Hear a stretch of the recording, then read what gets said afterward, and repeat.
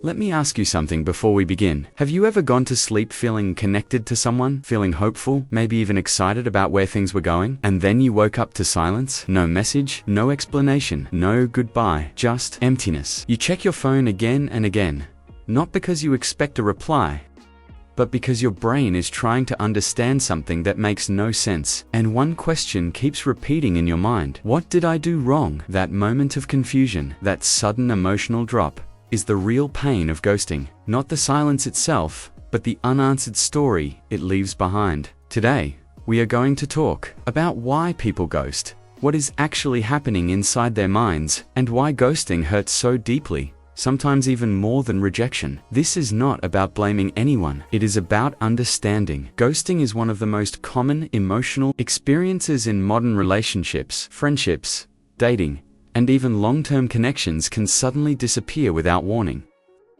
What makes ghosting so powerful is that it offers no closure. The human brain hates unfinished stories. When someone leaves without explanation, the mind automatically fills the gap with self-blame.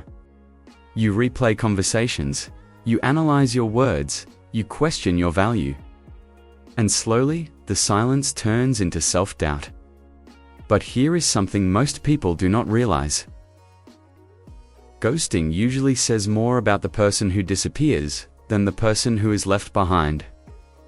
To understand ghosting, we first need to understand avoidance. Many people are not emotionally equipped to handle discomfort. They do not know how to say difficult things. They do not know how to disappoint others without feeling guilty. And they do not know how to face emotions. They do not understand themselves. So instead of communicating, they disappear. Ghosting is not confidence, and it is not power. It is emotional avoidance. For some people, silence feels easier than honesty. Many people ghost because they are afraid of confrontation. Saying, "I am not interested anymore," feels uncomfortable. It creates tension and forces them to witness another person's emotions. For someone who has never learned emotional responsibility, that feels overwhelming. So they choose the path of least resistance. They disappear and convince themselves that silence is kinder than truth. But in reality, silence is not kind. It's confusing, and confusion is emotionally exhausting. Another psychological reason behind ghosting is emotional immaturity. Emotionally mature people understand that every connection carries responsibility. Even if feelings change, respect remains. Emotionally immature people act on impulse. They focus on how they feel in the moment, not on how their actions affect others. When interest fades, they do not pause to reflect. They do not communicate. They simply move on, leaving unfinished emotional business behind. To protect their self-image, they tell themselves things like, "It was not that serious," "They will get over it," or "We did not owe each other anything." These stories help them avoid guilt. Ghosting is also closely connected to attachment styles. People with avoidant attachment often feel uncomfortable with emotional closeness. When a connection starts to feel real, their nervous system interprets intimacy as danger. So instead of leaning in, they pull away. Messages go unanswered, distance grows, and silence takes over. To the avoidant mind, disappearing feels like relief. But to the person on the other side, it feels like abandonment. This is why ghosting hurts so deeply. It triggers something very old inside the human brain, the fear of being abandoned without explanation. When someone ghosts you, your brain goes into survival mode. It searches for meaning, assumes danger, and asks questions like, "Am I safe?" and "Am I enough?" Because there is no answer, the mind turns inward. That is why ghosting often damages self-esteem more than clear rejection. Rejection gives closure. Ghosting leaves the wound open. For children, abandonment is a threat to survival. And that memory never fully leaves the nervous system. So when someone disappears without warning, your body reacts before logic can catch up. You may feel anxiety in your chest, tightness in your stomach, restlessness, or obsessive thinking. This is not weakness. This is biology.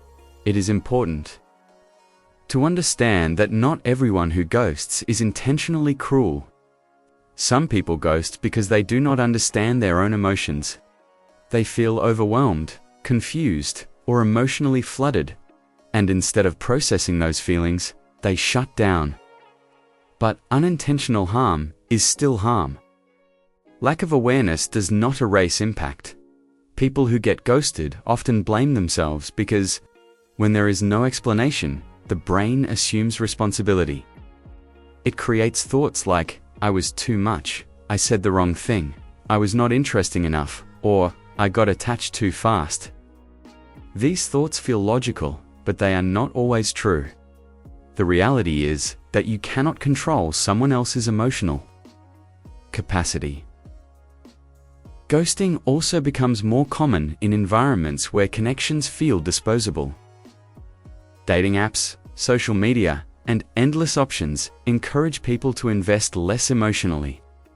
When people believe they can always find someone new, they leave without accountability. Over time, ghosting becomes normalized, but normalized does not mean healthy. Healing begins when you separate your worth from someone else's behavior. Someone disappearing does not define your value.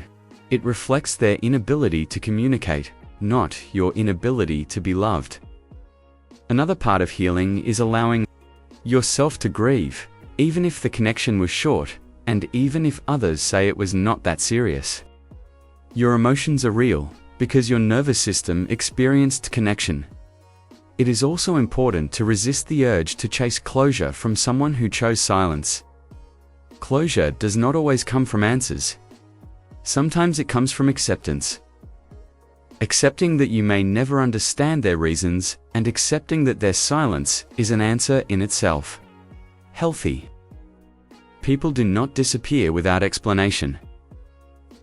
They communicate, they respect emotional impact, and they take responsibility for their choices. When you internalize this truth, ghosting stops feeling like rejection and starts feeling like redirection. Ghosting teaches a painful but powerful lesson.